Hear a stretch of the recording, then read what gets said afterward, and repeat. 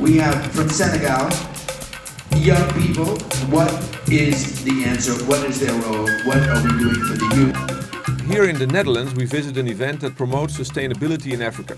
The EMRC Forum is designed for entrepreneurs interested in securing finance for their projects, for private investors looking for projects, as well as for policymakers, financiers and bankers. EMRC conference gets together a good group of companies and of stakeholders in the agricultural slash SME world. And it's a good place to do networking and to hear about the latest innovations in SME agricultural finance. Instead of just going directly to the people at the end, use people like us who have channels, who have proven methods to actually ensure that that money is going to the right use. And we'll definitely see a change going forward. Ideally, I'm actually here to just showcase the success story of our bank in our country, pursuing the cooperative bank model, mixing that with actually ordinary banking business and actually showing that it can be profitable for both the bank and the people. The conference addresses the need for sustainable growth in Africa. Multinational Heineken is one of the companies involved.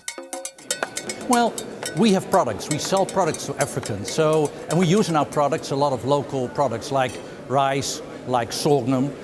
So we can give to the farmers a guaranteed takeoff, a guaranteed demand. So if we then bring NGOs, government and banks together to make sure that the products are there, I think we can create really growth for African consumers, but also farmers. At this moment, we estimate that around 100,000 farmers supply their products to our breweries. That should be easily be doubled in the next 10 years. So I think that's very important. And at a conference like this, all these factors come together. Yeah, there's a huge potential. It has been mentioned as well this morning that we need to feed 9 billion people in a period for 2050, and that means 50 to 70% increase in food production. And since there is a huge potential also in land availability, but also efficiency in agriculture in Africa, we see a lot of potential in that sector as well. Today, most of the production of most of the assets are still in the western sides of the developed countries. In 10 years, most of it, by a large margin, is going to be in the developed countries.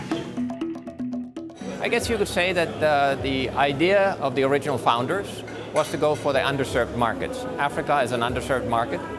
And if you look at it from investors' point of view, that's where you can make a difference, you can make a reasonable return, and that's where the opportunities are. So from a small amount of money point of view, that is the place to go.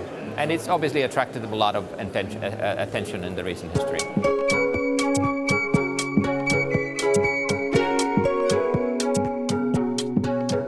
There is a general interest in investment in Africa, which I think is very, very good. And considering the long relationship between Africa and Europe in the area of agriculture, it is really very encouraging to see these positive statements. So hearing this kind of commitment, to continued work, despite the difficulties that some European countries are going through right now, it's very, very encouraging. It shows that we will continue our collaboration.